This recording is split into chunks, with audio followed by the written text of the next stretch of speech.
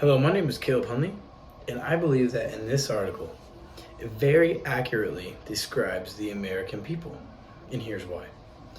I believe that us Americans are very focused on our health, the way people perceive us, and the way we look. In the article Narasima, I have a specific example that depicts how we value our health and how important we believe it is. And the quote I'm going to use today is, "Our charm box is not disposed of after. It is served with a purpose, but is placed in the charm box of the household shrine. As the magical materials are specific for certain ills and are real imagined maladies of the people over many, the charm box is usually overflowing." Now, what the charm box is, that's our medicine cabinet. And that is our health. Our health is so important to us. If you look in any medicine cabinet in America, especially like the older generation, you're going to see like ibuprofen, you're going to see Advil, you're going to see NyQuil. You're going to see all kinds of medicines that we'll never even use. Like some people even have old prescriptions from 5 years ago that are still in their cabinets, and we don't even use it anymore. And also in our cabinets or our charm boxes, we also have like health products and beauty products, and that's how we want to look good. Like some of the health products I have is I use molding clay for my hair. I use a hairbrush to make it look good, and I even have a hair dryer to blow dry my hair in the morning. I value the way I look, my health, and how people perceive me. I want people to know I'm healthy.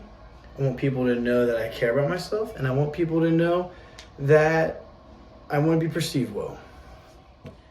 Here in America, we have a lot of odd rituals, especially the younger generation does, that we do that I think a lot of other cultures would not understand.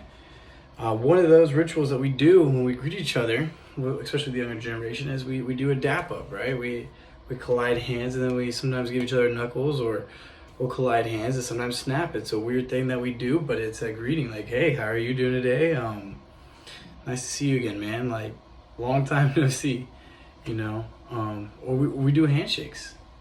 We shake, with our right hand, and some people even shake with their left because they're predominantly left, but that's more rare. Other cultures will not shake you with the left hand. They see that as a disrespectful move, especially in the Middle Eastern cultures. They see that as disrespectful, and that is a no. And for communication, we as Americans, we have some odd communication patterns. We say, when we walk past someone, "Hey, how are you doing today?" We're not actually asking them how they're doing today. It's just a friendly gesture that we say. And they walk past us, and they usually just say, "Doing good, how are you doing today?" And then you just say, "I'm doing good," or you don't answer, or you just nod.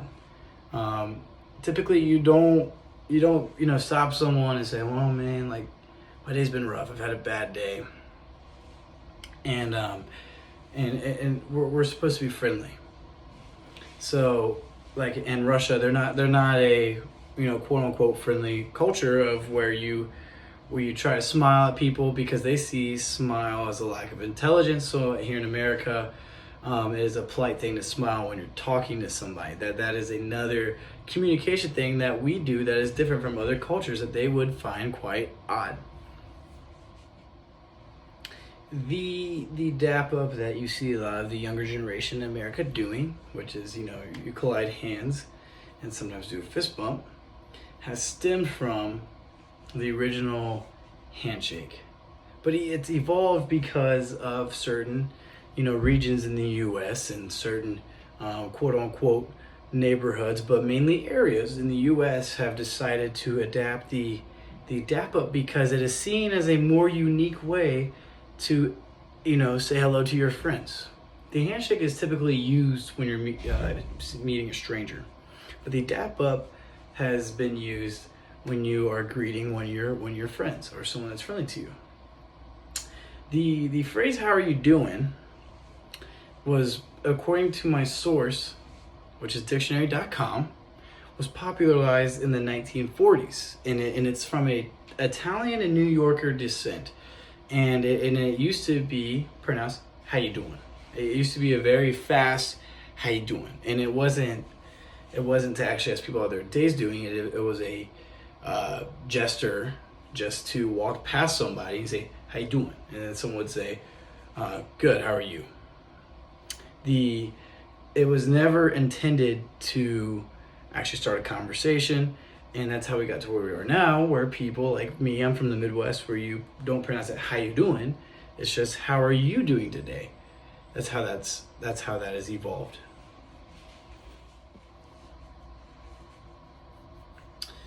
So I believe that the dap up has been very beneficial in the American culture and has been very good for us to develop as people. I believe that it helps people grow with closer bonds. I believe that it helps form a uniqueness between you and somebody else. I believe that it allows you to, when you see that person, connect with them differently than just a handshake, because a handshake's more professional. Don't get me wrong, I mean, if I'm wearing my suit and tie, I'm still going to give somebody a handshake and look them eye to eye. If I had to, per se, take a girl out on a date and I had to meet her dad, I'm still going to shake his hand and look at him eye to eye. But if I'm talking to my friend, I'm talking to someone close to me, I believe that a greeting of a dap is very beneficial, and it has been, because it's allowed you to bond with somebody deeper. It makes that moment special. I remember my first time when my friends taught me how to dap up, and I finally got it down, and it was a solid connection. It felt good. It felt good because I felt included. I felt like I did something right, and that we were bonded deeper.